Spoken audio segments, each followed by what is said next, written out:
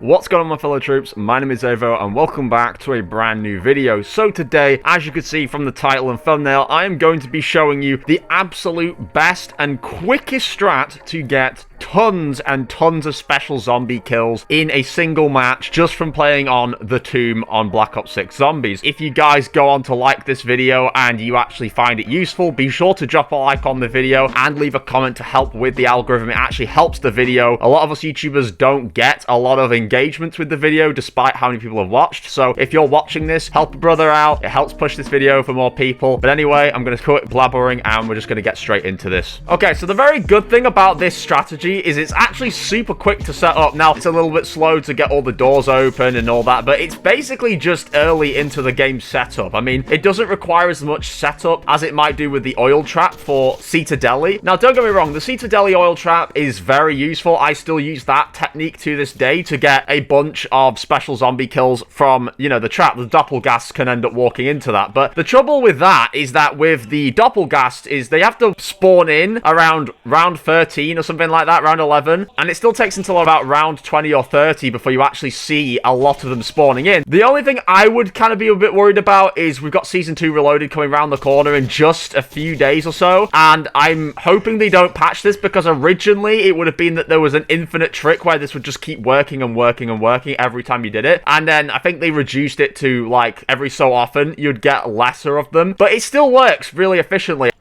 There we go. So this is the main area you're actually going to be sitting in. The wait of getting this set up, it's a little bit, not too long, but then once you get into it, it's absolutely worth it because the pace is just absolutely insane with how much progress you're going to get.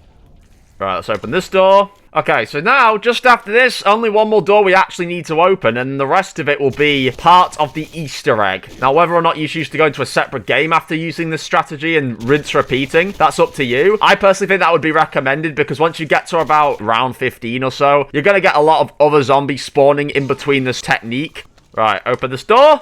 Alright, so this is where it basically begins. So obviously you're going to come down here to the doorway to nowhere. You're going to place this little crystal or whatever the fuck it is, and you're going to let it open this door. This is just, you know, your standard sort of setup to get to the Pack-a-Punch in all fairness, but a nice thing about this is part of this setup actually involves going to the Pack-a-Punch in the first place, where you're going to find your first shock mimic, which actually is going to give you one piece of progress to the challenge anyway. So if you get that little fuzzy electrical glitch on the sides of your screen and you can hear a fuzzing noise, that's the sign that a shock mimic has spawned in. Here he comes. Right.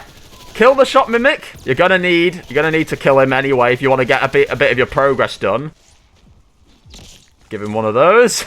Here's where it really begins. The moment you got this door open in the first place, it was going to start spawning in these crystals around the caves inside of the main part of the map, inside of the tomb. But we've obviously stayed in there to get our first shot mimic, just to get one bit of progress and also to get the Pack-a-Punch. So as you can see, these crystals are going to spawn about. You can break them if you want to get rid of them so they can spawn in a different place quicker. I think that's how it works anyway. The place you're going to want this crystal to actually spawn at, there's bull murals inside of that one ammo box room, the one we first came through, and that is where you're going to want to head now, and you're going to want to get a crystal to spawn in front of the left bull mural. What actually happens is when it spawns in front of the one here on the left, it has a chance of sticking to the wall, and that's how you start the first part of the storyline, because the first part of this game's storyline involves doing a Roman numeral kind of code on this wall, and it will basically enter you into a, I guess, a Dark Ether trial, let's just call it. It's actually supposed to be the Ice Staff trial, because if you didn't realize, the shock mimic inside of the Pack-a-Punch area drops a monocle. The reason you don't actually have to pick this up is because you only need that component if you're planning on building the Ice Staff once you've finished these trials, but we're not trying to actually finish or do these trials, because if you finish the trials, the special zombies will no longer spawn in. So this is why I put emphasis on the fact that you should not kill the normal zombies, because killing the normal zombies will actually end the trials. It's kind of like one of those time trial things where it's like stay in the area and kill the zombies. It's one of those kind of things, and it'll spawn not only a bunch of random zombies, but it'll spawn one or two special zombies. As you can see, me putting that there did nothing. It doesn't even stick to the mural on the wall. We want it to spawn here, and if you do get it to spawn here and it sticks to the mural on the wall, you will want to get it hopefully first try. Not that it matters, and it won't mess up your progress or anything. The only thing is, if you're waiting longer and longer for this crystal to respawn again after fucking up the pattern on the wall, full, you will actually spend even longer going through more rounds, waiting for another one to spawn in, by which point you'll probably have a lot of zombies on your ass, and it won't be as easy to do the strategy. We want to get the pattern first try. Right, see what I mean? It's just spawned in, and it's glowing on the wall. Now, this is Roman numerals, so what you're going to want to do is hit this one first. That's a 1.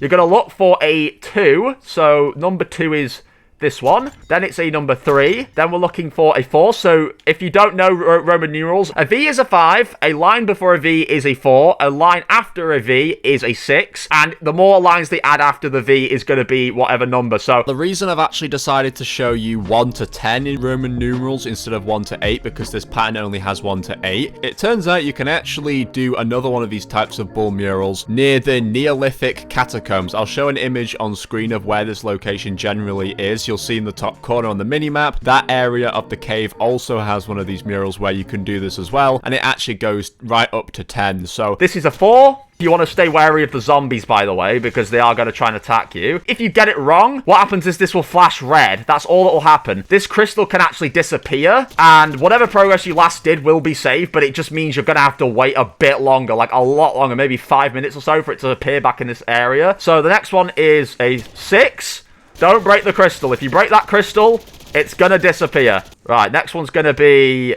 Oh, what the fuck? Oh, wait. Oh, no, we fucked it up. See, the crystal's disappeared. So that's what happens. I think I didn't hit number 5, did I? I didn't do number 5 before number 6. That's why it kept doing that. I guess I'll see you in however many minutes it takes for that to appear again in this specific spot. 2 very boring minutes later. Okay, crystal spawned here. So, once it's spawned in that spot, you know it's almost guaranteed going to spawn into this spot next. As you can see, it's spawned in again. So, okay, next one's 5. I think most of you probably will know your Roman numerals, but anyway, next one's 6. We got it right that time. Okay, then it's going to be 7. And then, finally, it's going to be 8. There we go. And once it's complete, as you can see, it'll start the trial. So, finally... we've got this thing set up. It did take about 15 minutes, but nevertheless, here we go. It's going to start spawning in a bunch of zombies. For the first round, it's going to have normal zombies. No specials are going to spawn in for the first round. You want to kill all of these ones. It's the second round where the specials are going to start spawning in. So let's get rid of these. Get rid of these guys. So once you've killed the, like I say, the first wave of zombies, and you get the second round where, you know, all the other guys start spawning in, that's when you're going to get the progress. Okay. Right, it's going to spawn the next round in. Here we go. And as you can see, a special zombie has spawned itself in. It should actually be a mimic, yeah. Even if it's tempting to with all these, you know, parasites following. Kill that one.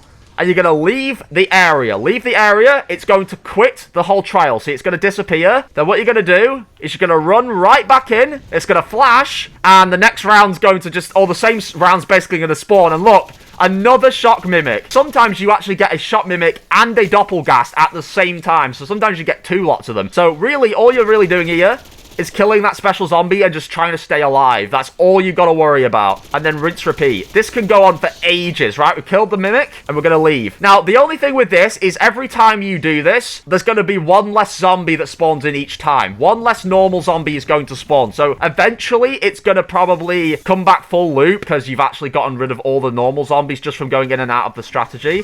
Right, there we go. Mimic zombie is killed again. Right, we're going to enter back in again. Boom.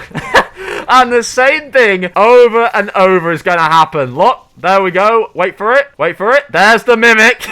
I do actually want to be cautious about how many normal zombies I actually kill, because that will affect if, you know, the normal rounds in the top corner end quick or not. And I don't want loads of zombies on my ass. I just kind of want to fight the mimics and stuff. Right. Another one.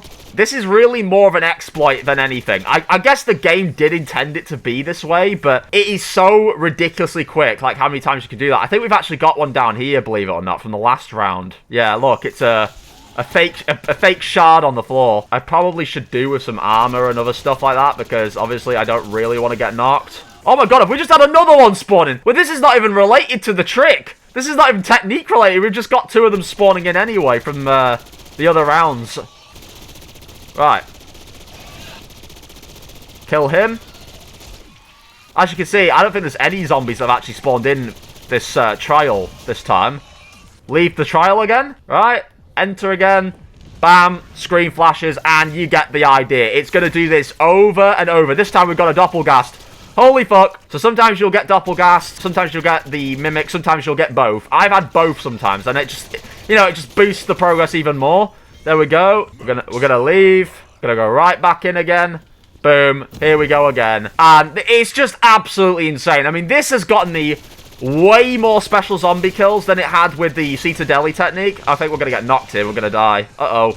Yikes. That game alone, we just got over 10. We got 11 special zombie kills in such a short amount of time. Now, normally, just to get 11 of them using the Citadeli technique, you're having to spend, like, maybe upwards of an hour inside of that just to get about the same amount of progress. And if you were doing that technique more than I was, going into the thing, out of it, going back in, killing those special zombies really, really quickly with, like, multiple pack-a-punches or higher rarities, you will have gotten this thing done in about 40 minutes. It's absolutely nuts. Maybe an hour. Now, obviously, I will leave a comment letting you know if anything happens regarding the technique and Season 2 Reloaded when that comes out. Hopefully, nothing should happen. If anything, they might maybe nerf it a little bit and affect how many spawn in every so often or something like that. But for the most part, that is still working, and that's been working for a while now since the tomb came out. It's actually been a pretty useful technique in getting those special zombies done. So anyway, hopefully you guys did enjoy. If you did, be sure to drop a like on the video, like I say, for your boy. It helps me out. Leave a comment down below if this helped you out and what else you would like me to post or whatever it may be. But other than that, thank you again for watching, and I'll catch you all in the next one.